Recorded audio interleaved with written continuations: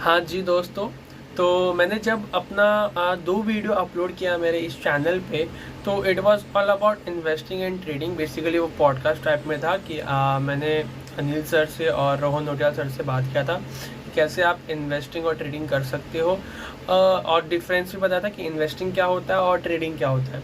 लेकिन क्या हुआ ना कि जब इन्वेस्टिंग और ट्रेडिंग की बात हुई तो बहुत सारे लोगों ने मुझे बोला कि भैया आप इन्वेस्टिंग तो बता रहे हो, आप ट्रेडिंग तो बता रहे हो, लेकिन वो इन्वेस्टिंग या ट्रेडिंग स्टार्ट करने के लिए आपको चाहिए कैपिटल। और वो कैपिटल हम लाएंगे कहाँ से? क्योंकि अभी हम सेकेंड ईयर थर्ड ईयर में, देखो मैं खुद थर्ड ईयर में हूँ, थर्ड ईयर बीकॉम में, और साथ में मैं सीए भी कर रहा हूँ। तो आप कहाँ से अर्न कर रहे हो? तो आज मैं अपने बारे में भी बताने वाला हूँ कि मैं कैसे अर्न करता हूँ, कैसे इन्वेस्ट करता हूँ, कैसे उसको अभी ट्रेड तो मैं सीख रहा हूँ, ट्रेडिंग में सीख रहा हूँ। एवरीडे मेरा 2 आवर्स का सेशन होता है, मैं अपना 2 घंटे जो है वो मैं ट्रेडिंग को देता हूँ। लेकिन मैं ट्रेडिंग को प्रमोट अभी नहीं करूँगा। जब आप अपने इनिशियल फेज में होते हो तो आपको इन्वेस्टिंग पे ज़्यादा ध्यान देना चाहिए। वो जो SIP कहते हैं इंडेक्स फंड में, वो तो बेस्ट होता है, उसमें आपको स्टार्टिंग में ध्यान देना चाहिए। तो लेकिन अब मेन मुद्दा आता है कि first and foremost important thing is to earn, कि आप अर्न कैसे करेंगे। तो YouTube पे अगर आप जाओगे तो कॉलेज स्टूडेंट के लिए जो बेस्ट तरीका देता है वो देता है YouTube पे जो जितने भी चैनल्स है और जितने भी लोग कहते हैं कि ये कॉलेज स्टूडेंट कैसे अर्न कर सकते हैं, तो वो लोग कह रहे हैं कि आप जो है ना ऑनलाइन अर्निंग करो, और ऑनलाइन अर्निंग से आपका टाइम जो है वो भी बचेगा और कम टाइम में आप ज़्यादा पैसे कमा सकते हो। लेकिन देखो यार, जब आप ऑनलाइन अर्निंग के लिए जाते हो तो आपको उसके लिए चाहिए स्किल्स। जैसे अगर आप freelancer.com पे जाओगे तो उस पर आप या तो वीडियो एडिटिंग के लिए जाओगे, कंटेंट राइटिंग के लिए जाओगे, और डाटा एंट्री टाइप में ज़्यादा कोई आपको जॉब मिलने वाला है नहीं। अगर हाँ आप वीडियो एडिटिंग एडिटर हो या फिर आपको कोडिंग आता है, तो ये सारे जो स्किल्स वाले पार्ट है वो आप कर सकते हो, और आपको उसके क्लाइंट मिलेंगे भी। लेकिन हाँ, थोड़ा सा आपको उसमें वक्त देना पड़ेगा, थोड़ा सा टाइम देना पड़ेगा, खुद को जो है ना आपको बेहतर बनाना पड़ेगा स्किल्स में। तो अब करे तो करे क्या, हमको जल्दी पैसा कमाना है। तो मैं यहाँ पे आपको कोई ऑनलाइन तरीका नहीं बताने वाला हूँ, मैं आपको बताने वाला हूँ ऑफलाइन तरीका जो आप कर सकते हो। अगर आप कोई भी शहर से हो, कहीं से भी हो, अगर आप second year, third year, first year में हो, आप ये चीज़ कर सकते हो ट्राई। बहुत सारे लोगों ने मुझसे पहले भी कहा है, लेकिन मैं आपको एक प्रैक्टिकल तरीका देने वाला हूँ कि कैसे आपको अप्रोच करना है, कैसे आपको पिच रखना है कि भैया हमको काम पे रख लो, और कैसे आपको फिर उस प्लान को, जो हमने प्लान किया, उसको एग्जीक्यूट करना है। तो बेस्ट तरीका होता है अर्निंग का, वो है कॉलेज स्टूडेंट के लिए, वो है कि आप पढ़ाओ। आप पढ़ाओ अपने लोकल क्लासेस में, जो आपके आसपास पे क्लासेस होते हैं, मेहता क्लासेस, ठाकुर एकेडमी, फलाना ट्यूटोरियल, कोई भी क्लासेस रहता है, आप जाओ वहाँ पे, बोलो कि भैया मैं सेकेंड ईयर थर्ड ईयर का स्टूडेंट हूँ, मुझे ये सब्जेक्ट आता है। जैसे अगर आप कॉमर्स बैकग्राउंड से हो तो आप कह सकते हो कि मैं 11th या 12th स्टैंडर्ड को बिजनेस स्टडीज़ पढ़ा सकता हूँ या अकाउंट्स पढ़ा सकता हूँ। हाँ, लेकिन हाँ, यहाँ पे भी आपको चाहिए थोड़ा सा स्किल्स, जिससे आपको थोड़ा सा नॉलेज होना चाहिए।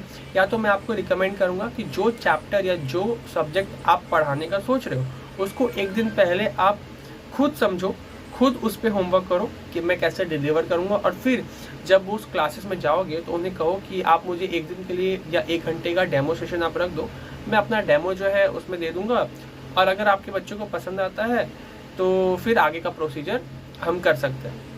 तो इसमें क्या होगा ना, आप ईजिली 25,000 तक अर्न कर सकते हो पर मंथ। हाँ, 25,000 हमको इनिशियल फेज में दे देंगे क्या?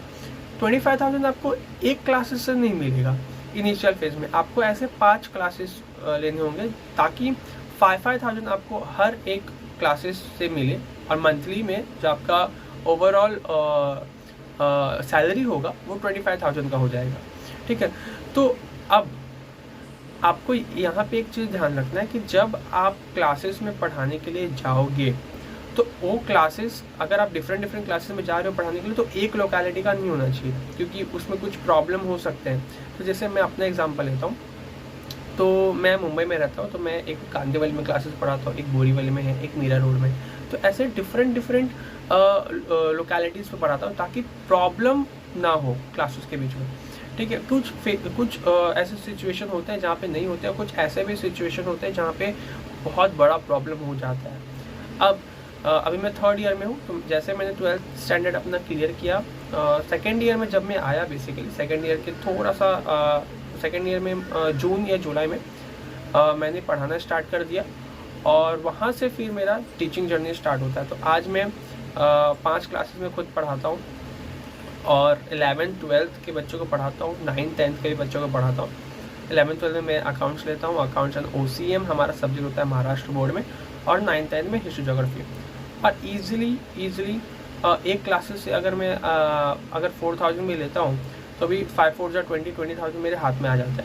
हाँ, लेकिन यहाँ पे ना कुछ क्लासेस वाले होते हैं जो आपको टाइम पे पेमेंट नहीं देंगे, तो वो थोड़ा सा आपको ध्यान रखना है कि आपको पहले ही बात कर लेना है कि हर मंथ के 5 तारीख या 10 तारीख को आप पेमेंट कर देना। देखो इनिशियल फेज में तो आप इतना नहीं खुल सकते हो, लेकिन हाँ धीरे धीरे टाइम के साथ आप खुल जाओगे। तो हमारा प्रोसेस क्या रहेगा? फर्स्ट स्टेप है आप खुद क्लासेस के पास जाओ, रेज्यूमे बना लो चाहिए तो, या तो आप सीधा जाके बोल भी सकते हो, वो इतना फॉर्मल नहीं होते हैं जो छोटे मोटे क्लासेस होते हैं। तो आप जाओ सीधा, आप बोलो कि मैं ये सब्जेक्ट पढ़ा सकता हूँ, आप एक मौका देके देखो और आप अपना बेस्ट दे दो उसमें, ताकि बच्चे भाई पागल हो जाए आपके टीचिंग स्टाइल से, और बच्चे बोले पढ़ना है तो यही सर से पढ़ना है, यही भैया से पढ़ना है। ठीक है, ये फर्स्ट स्टेप हो गया। सेकंड स्टेप आप कंटिन्यू करो। जब एक क्लासेस से आपको कुछ पेमेंट का हो जाता है तो आप सेकंड क्लासेस में जाओ, थर्ड क्लासेस में जाओ, ऐसे करके कम से कम, और ज़्यादा क्लासेस नहीं लेना, मैं सिर्फ 5 क्लासेस आपको रिकमेंड करूँगा, क्योंकि आप अभी कॉलेज में हो और 6-7 क्लासेस आप ले लोगे तो फिर टाइम मैनेजमेंट आपसे नहीं हो पाएगा, आप फिर उसी में ही रह जाओगे और पढ़ नहीं पाओगे। ठीक है, 5 क्लासेस भी मेरे ख्याल से मैं बहुत ज़्यादा बोल दिया हूँ, लेकिन मैं खुद का टाइम मैनेज कर लेता हूँ, तो इसीलिए मैं अपने हिसाब से बता रहा हूँ कि आप भी कर लेना। अगर आपको लगता है कि नहीं यार 5 क्लासेस बहुत ज़्यादा है, तो आप उसको रेड्यूस करके 3 या 2 कर सकते हो। ठीक है, वो आपके ऊपर है। लेकिन हाँ, यहाँ से जो है ना आपका अर्निंग स्टार्ट हो जाएगा, और स्टार्टिंग में आपको हो सकता है 15,000 या 20,000 का मंथली इनकम आने स्टार्ट हो जाए। तो उस 20,000 में से आपको फिर इन्वेस्टमेंट और ट्रेडिंग स्टार्ट कर देना है। ठीक है, तो ये था मेरा प्रोसेस आज का, कि भाई आपको ऑफलाइन अर्निंग कैसे करना है। ऑनलाइन अर्निंग देखो यार कर सकते हो, ऑनलाइन अर्निंग में नो डाउट कि आप 1 लाख 2 लाख तक, जैसा वो लोग सपना दिखाते हैं, बहुत सारे यूट्यूबर्स ऐसा बोलते हैं कि आप ऑनलाइन अर्निंग, अफिलिएट मार्केटिंग हो गया या डिजिटल मार्केटिंग हो गया, ड्रॉप शिपिंग हो गया, इससे आप 1 लाख या 2 लाख तक कमा सकते हो। हाँ, कमा सकते हो, लेकिन उसके लिए आपको स्किल्स सीखने पड़ेंगे। क्या उतना टाइम हमारे पास है? नहीं। तो आपको क्या करना है, स्टार्टिंग में कुछ तो आए, और जब आप ये कर रहे हो, आप जब ये क्लासेस पढ़ा रहे हो, तो उस टाइम आप धीरे धीरे ये स्किल्स को भी सीखना स्टार्ट कर दो, ताकि at the end of the day आपके पास ये भी एक्सपोजर हो जाए, टीचिंग का भी एक्सपोजर हो जाए, और डिजिटल मार्केटिंग, अफिलिएट मार्केटिंग या जो भी स्किल्स आप सीख रहे हो वो भी आपके पास आ जाए। लेकिन हाँ, एक ही बार में आपको हर जगह बोलते ना पैर नहीं फैलाना है, धीरे धीरे करके हम आगे बढ़ेंगे, और तब जाके जो है हम अपने प्लान को जैसे एग्जीक्यूट कर सकते हैं। ठीक है, थैंक यू। तो यही बस बताना था आपको कि आप अर्निंग कैसे स्टार्ट कर सकते हैं बीइंग अ सेकेंड ईयर और थर्ड ईयर कॉलेज स्टूडेंट।